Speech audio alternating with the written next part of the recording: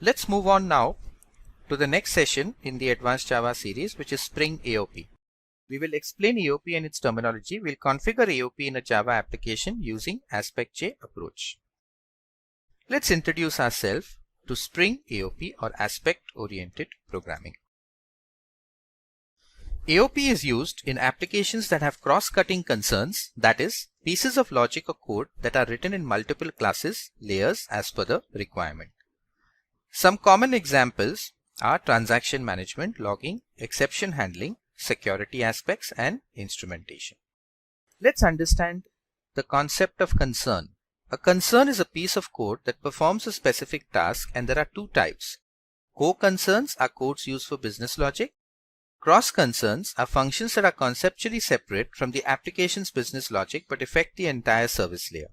Example: logging, auditing, declarative transactions, security, and caching. Aspect-oriented programming provides one way to dynamically decouple core concerns from cross-cutting concerns. AOP is one of the basic components of Spring Framework, and the main idea of AOP is to isolate the cross-cutting concerns from the application code, thereby modularizing them as a different entity. Services layer deals with two types of concerns: core concerns and cross-cutting concerns. Spring AOP provides declarative enterprise services such as declarative transaction management. It allows users to implement custom aspects. Spring AOP is used to track user activity in large business applications. It uses proxy as a mechanism to implement cross-cutting concerns in a non-intrusive way. Let's look at some AOP terminologies. What is an aspect? It is a feature or functionality that cross-cuts over objects. It has a set of API application, programming interface that provides cross-cutting requirements. Join point, it defines the various execution points where an aspect can be applied. Point cut tells us about the join points where aspects will be applied. Advise provides concrete code implementation for the aspect. And target is a business object. It comprises of aspect business's core concern. Weaving represents a mechanism of associating cross-cutting concern to core concern dynamically. Proxy is an object produced through weaving. There are two types, static and dynamic. In static proxy, static method is used to develop and maintain proxy classes for each business method. In dynamic proxy, proxy is developed at runtime. Weaver is code that produces proxies. The proxy design pattern is an actual business object where it is wrapped into another unknown object known as proxy and substitutes that object in place of the actual object. We will discuss join point, point cut, and proxy in this lesson. Point cut defines where exactly the advice has to be applied in various join points. Generally, it acts as a filter for the application of various advices into the real implementation.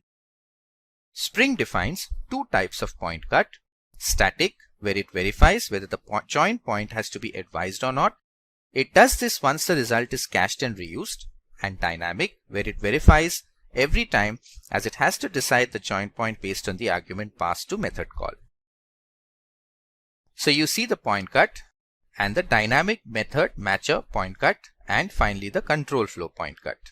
So this is the structure and types that exist in terms of static and dynamic point cut. Let's talk about the static method matcher point cut, which has two types of point cuts. Name match method point cut. It interrupts a method via point cut in advisor. And abstract regex method point cut. Besides matching method by name, it can match the method's name by using regular expression. This point cut is used to verify join point based on pattern of the method name instead of name. Then we have JDK regex method point cut. It is represented by org.springframework.aop.jdk regex express method point cut, and Perl regex method point cut. It is represented by org.springframework.aop.support.perl5 regex method point cut. The dynamic method point cut. This point cut is used to verify the context from which business method call is made. If method call is made in specific flow, it will be advised, otherwise it won't. Point cut is an interface. It is represented by org.springframework.aop.pointcut. And the getClassFilter method returns a classFilter object which determines whether the class object argument passed to the matches method should be considered for giving advices. A join point is a candidate point in the program execution of the application where an aspect can be plugged in. This point could be a method being called, an exception being thrown, or even a field being modified. These are the points where your aspect code can be inserted into the normal flow of your application to add new behavior. A point cut defines the join points where associated advice should be applied. So in terms of the join point methods, we have accessible object with a method, getStaticPart which returns accessible object, and this returns the static part of join point. GetThis returns the object that holds the current join point static part, and we have proceed to the next interceptor in the chain. How does AOP work? The proxy interrupts the call made by caller to original object. It will have chances to decide whether and when to pass on the call to the original object. In the meantime, any additional code can be executed. Spring uses the dynamic proxy approach where the caller calls to the business on the original object. A dynamic proxy class is a class that implements a list of interfaces specified at runtime so that a method invocation through one of the interfaces on an instance of the class will be encoded and dispatched to another object through a uniform interface. In the proxy pattern, a class represents the functionality of another class. This type of design pattern is a structural pattern. It creates an object that has original object to interface its functionality to outer world. Proxy design pattern is used when we want to provide controlled access to a functionality. It is also used to save on the amount of memory used. Similarly, if you want to control access to an object, the pattern becomes useful. Let's look at the ways to generate dynamic proxy. The JDK approach: when the business class implements interface, JDK creates proxy for the business object. The CGLib approach: the CGLib.jar is used when a business class fails to implement any interface and JDK is unable to create the proxy. Advice refers to the actual implementation code for an aspect. Spring supports method aspect. Different type of aspects available in Spring. Before advice, it executes before a join point but does not have the ability to prevent execution flow preceding to the join point. After advice, it is executed after business method call. Around advice, it surrounds a join point such as a method invocation. It can perform custom behavior before and after method invocation, and throw as advice is executed if actual method throws exception. To configure these advices, we have to depend on proxy factory bean. This bean is used to create proxy objects for the implementation class along with the advice implementation. The proxy property called proxy interface contains the interface name for which the proxy class has to be generated. The interceptor names property takes a list of advices to be applied to the dynamically generated proxy class. And finally, the implementation class is given in the target property. The before advice, now this is used to intercept before the method execution starts. For example, a system may need to perform some logging operation before allowing users to access resources. So whenever the caller calls the business method, all before advice code is executed prior to the business method. If an exception occurs in the method, after returning method will never be called. Configuring before advice. Develop a business interface in its implemented class. Develop a class that implements after returning advice interface. Override its after returning method. Cross-cutting code is written here. The after returning method is the target method to be invoked. The object arguments are various arguments that are passed on to the method, and object target is the target reference to the object that is calling the method. Finally, we get a proxy and make a method call. Here is the sequence diagram with the steps. So we have the client which calls the business method on the proxy, which is the interceptor. The proxy will call the before advice method. Control will return back to the proxy. The proxy will then go ahead and call the actual business method.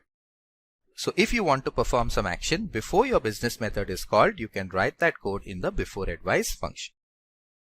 After advice is used to intercept after the method execution. For example, a system needs to perform some delete operations after logging out. After advice is executed after the business method. So the steps for configuring after advice are as follows. We develop a business interface and its implemented class. We develop a class that implements after returning advice interface. we override its after returning method. Cross-cutting code is written here. The method is the target method to be invoked. The object arguments are various arguments that are passed to the method, and the object target parameter is a reference to the object that is calling the method. Then we get a proxy and make the method call. If an exception occurs in the method, after returning method will never be called. Here you see the sequence diagram. We have the client trying to call the business method, but the proxy intercepts. The proxy goes ahead and calls the business method, and after that it calls the after returning, and then the return will come back to the proxy. Around advice, it can change the return argument of the method call. It provides finer control regarding whether the target method has to be called or not, and it can be performed before business logic or after business logic. How do you configure around advice? It develops a class, or you rather set up a class that implements method interceptor interface. You then override its invoke method. You write the cross-cutting code. You get a proxy. You make a method call, and the parameter of the invoke method is to be passed. So here you see, you have a client trying to call the business method. The proxy intercepts.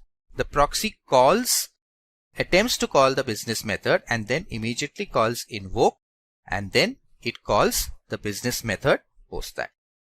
When an exception happens during the execution of a method, throws advice can be used through the means of Spring Framework.aop. The throws advice is used to handle exceptions. This advice is executed only when the exception is raised. The advice has to implement Spring Framework.aop. The throws advice, it is just a marker interface. Exception handling code is considered cross-cutting code and can be done for entire service layer in throws advice with different kinds of exception parameters. To configure throws advice, we develop a business interface and its implemented class. We develop a class that implements throws advice interface. We then override its throwing method. Cross-cutting code is written here. We then get a proxy. We make a method call, and then the throws advice can take any of the following forms: public void after throwing, or public void after throwing, and the method, the object arguments, the target, and the exception. If getting your learning started is half the battle, what if you could do that for free? Visit SkillUp by Simplilearn. Click on the link in the description to know more. Let's look at configuring AOP in Java applications using the Aspect-J approach. Now there are two ways to use Spring AOP Aspect implementation. You either create it with annotation or with XML configuration. We'll need to download the Aspect Weaver jar file to get this functional in our application. Here are the steps. For annotation with Aspect-J AOP, we have @ before annotation applied before calling actual method, @ after applied after calling actual method, @ around applied before and after the calling method, @ after returning applied after calling actual method and before returning result, after throwing applied if actual method throws exception, @ point cut is used to define your point cut, and if you give in its various forms, it can be applied on all public methods or on all public methods of operation class or on all the methods of operation class, etc. And @ aspect declares the class as aspect. Let's look at @ before. So there are two classes here, perform and track performance classes. So here is perform and here is tracker performance. Assume that perform class contains actual business methods. The Aspect-J before advice is applied before the actual business logic method using @ before advice. So here you see @ before, @ point cut with the operation, and @ aspect. So this is the tracker class which is going to track the performance class. So you see the output, it says calling message. Before advice called, it triggers this, then the message method, then it calls the method, then before advice again, the second method invoked, and then before advice again, method invoked. Then we have the @ after annotation, which is where we use the same person class and track performance. Person class is the same, but @ after annotation in the track performance class is used in this case. So the aspect and the point cut remain the same, only @ before is replaced with @ after. And you can see the difference. Instead of the befores now, you have the afters getting triggered, which is after the methods individually are called, and you can execute that method to take appropriate action after your business methods have executed. You see the around now getting replaced here instead of the before and after, and the code rather pretty much the same.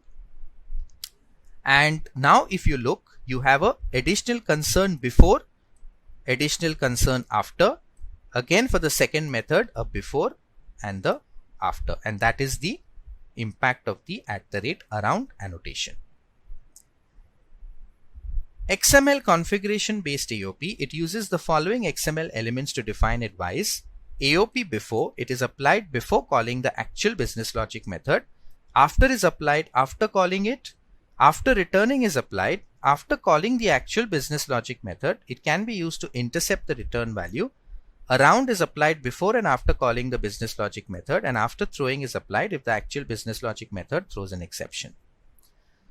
So here you see the application context file. You see both the beans with IDs, the class operation and track operation. The point cuts have been defined with the expression.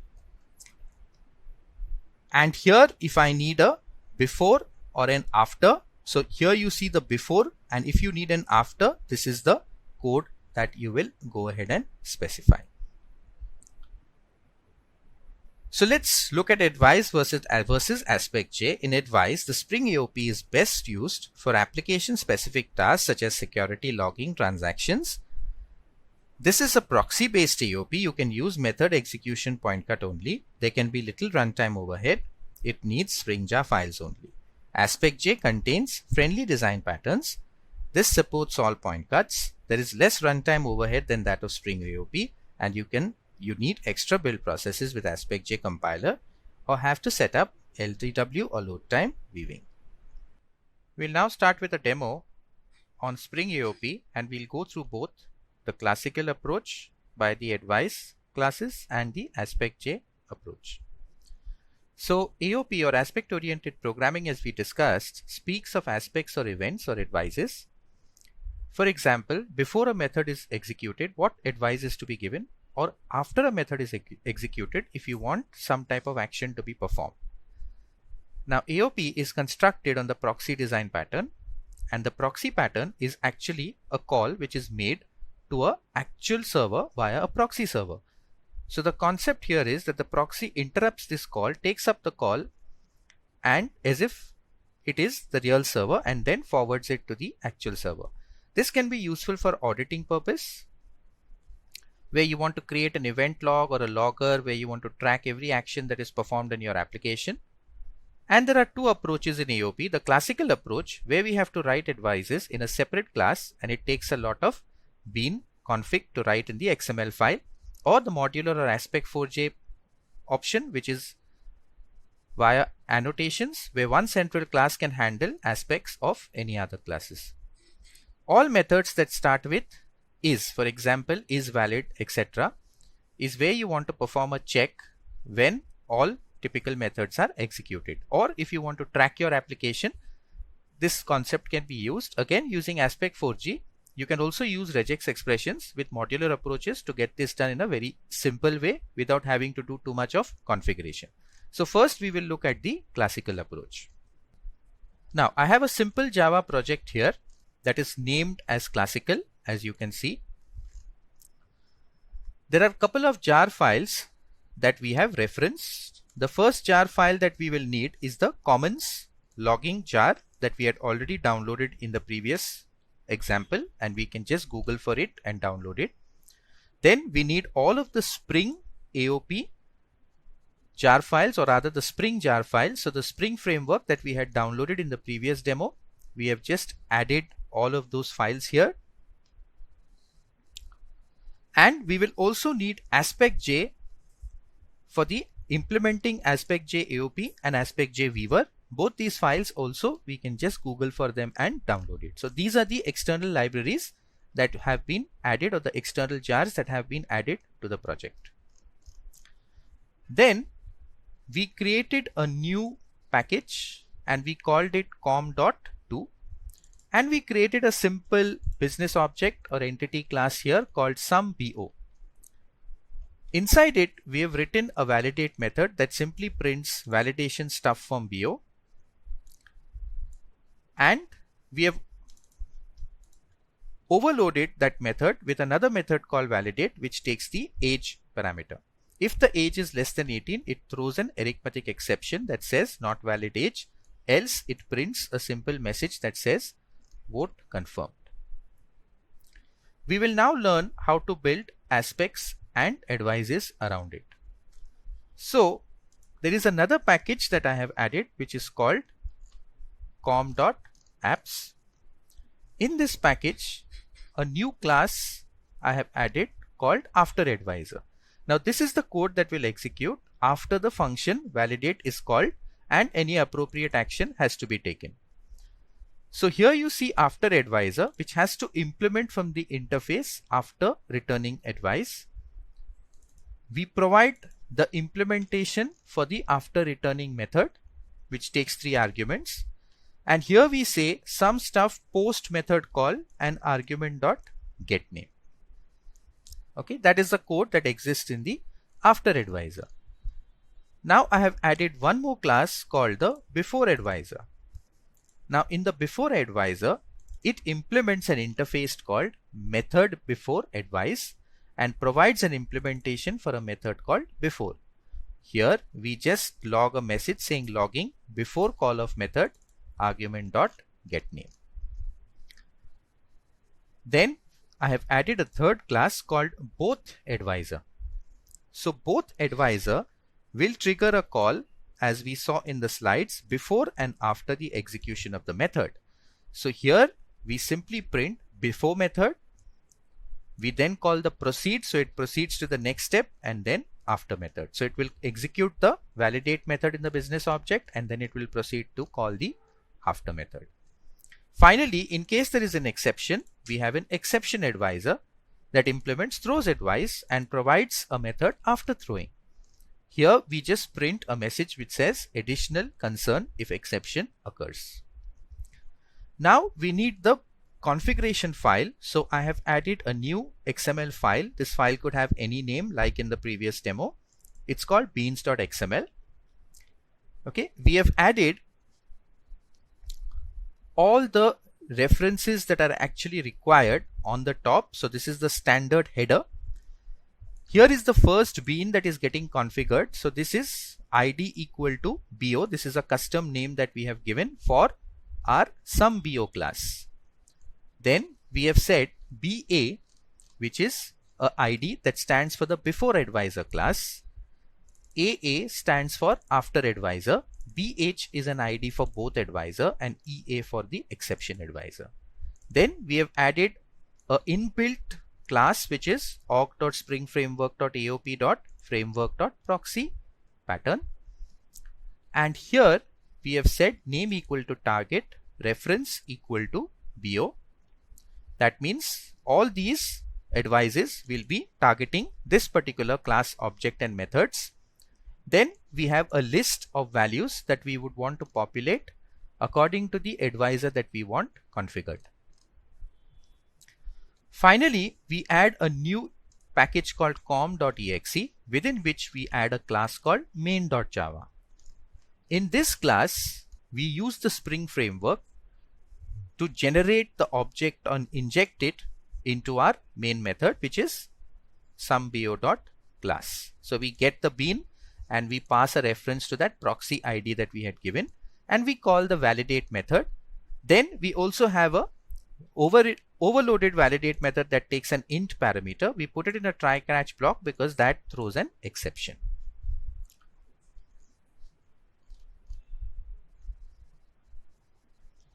Now, if you look at the bean config file, it is config to AA, which means the afterAdvisor code is expected to execute. So let's go to the main and we'll execute this. And we will see validation stuff from BO, which is the validate method, and some stuff post call has been executed. So this is the after advice that has got executed, which is some auditing work or tracking work that you want to perform after the function is called. You can see that the after advice automatically executes. Now let us modify this and let us change this to 19 and save it. Once we execute this, you will see that it now calls some stuff post method called, then it actually calls the second method vote confirmed, and it again says some stuff post method call. So that is the after advisor executing after each method call. Now let's go to the beans.xml file and we change this value to BA, which stands for the before advisor. So we'll make this BA and save this. Now when we execute this, you can see it logs a call before the validate method, then it executes the validate method, then again it logs before call of method validate and vote confirmed. So this is the code that got executed twice, once before each method.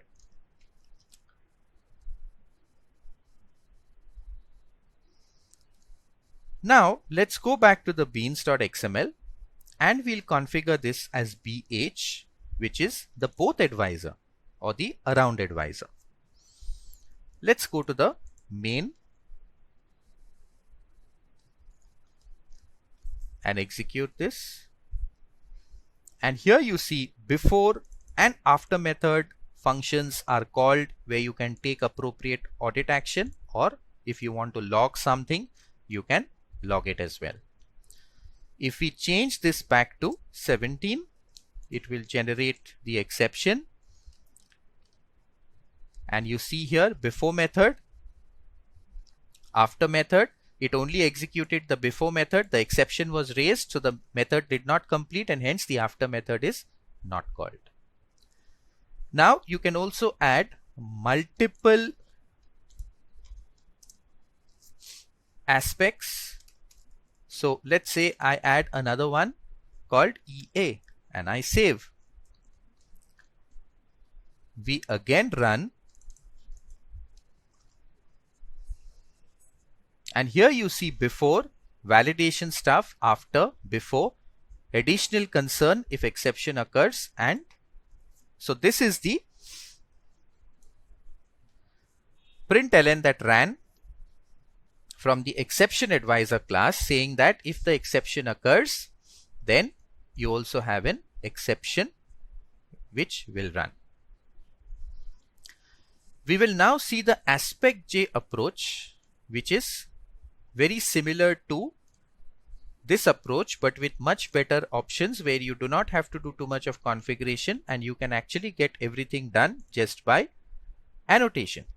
I'll open this project that I have called Aspect Approach. Let's go and look at the jars that have been added.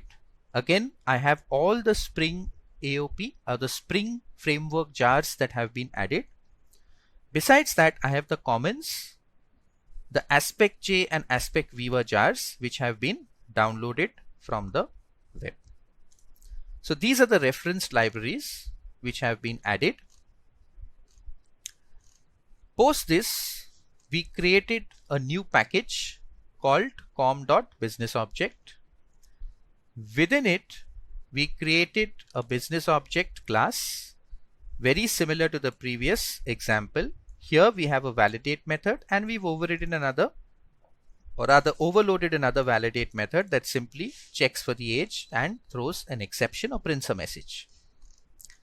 We added one more class to this project, which is Central AOP Aspect. Now this is the class that is actually doing all of the validations, or rather all of the logging before, after, both, around. So all the options are now there in a single class rather than configuring everything in the beans.xml. So let's look at what's there here. We have imported the relevant packages from AspectJ. We then put the annotation @aspect because this is the aspect class. we provide the point cut annotation where we are targeting the execution of a method that starts with the word valid and is there as part of the SumBO class. So we have a method called validate. So this is going to track and map to that method, and the asterisk here indicates anything that comes after the word valid, which is, in our case, our method name is validate, and the dots indicate that it can take no arguments or any arguments. So we have two methods, one called validate, which takes no arguments, and another one which is overloaded that takes the integer argument. Here we have a function v that now stands for the validate function. So when the validate function gets called, this will execute. Then we have a before, as you see here. So this is the before annotation, and this is the method that will get called before validate. Here is the after annotation. So this is the method that will get called after the validate. These method names could be anything as long as it takes a value of or passes an object or accepts an object of join point and maps to this synonym tag over here. Then the around, which prints before and after calling the actual method, and proceed, and then we return that object. And this is the after throwing for the exception. Any exception that is thrown from this class, we print additional concern, the method signature, the exception, and the end of after throwing advice. So you see the code is all now structured into a single class as against 4 different classes that we had to create with the previous approach. So hence this is much more simplified and much more easier and logical to write as compared to the previous demo. Let's go to the beans.xml and you'll see the header remains common. Here we configure the SumBO object. Here we configure the central AOP aspect class. So that is the class that we had created, and this is the bean org.springframework.aop.aspect.j annotation aware aspect j auto proxy creator. So this is the class that we need to map to get this functionality working. Now let's go to the aspect class, and here we'll just have the before and after functional. So we'll comment this. So we just have the before, right? Or probably let me comment this as well. Let me come to the main and we'll attempt to execute this. So here you see before method validate and before method validate int, and it throws the exception then. Now let's come back to the central aspect class. We'll also uncomment the after and run this. And there you see we have the before and after for the validation, again the before and after for the int, and then it throws the exception. Now let's comment this bit. We'll uncomment this bit and we'll try the around annotation, and let's come to the main class and execute this. And now you see the additional concern before, additional concern after, additional concern before. The after did not execute because it was an exception. Let's come back here. We'll comment this and uncomment the after throwing, and now execute the main method. Now here you see the additional concern, the method signature, the exception, and the end of after throwing advice, and that is exactly what this particular annotation was managing. If we get rid of all the comments, it will execute the entire block. So we'll come to main and execute, and there you see now all of the aspects triggering that we have added. And if we correct this to 19, we will not have the exception thrown. So here you see additional concern after calling after method. So that shows us how easy it is to use AOP to actually configure our application to write before and after join points that will execute and advices that will execute before and after our functions are called, so that we can do some important initialization, cleanup, or also logging activity from an audit trail perspective. So the key takeaways from this session has been that AOP is used in applications that have cross-cutting concerns, where a piece of logic or code that is written in multiple classes and layers as per the requirements. Spring defines two types of point cut. Static, where it verifies whether the join point has to be advised or not. It does this once the result is cached and reused. Dynamic, it verifies every time as it has to decide the join point based on the argument passed to the method call.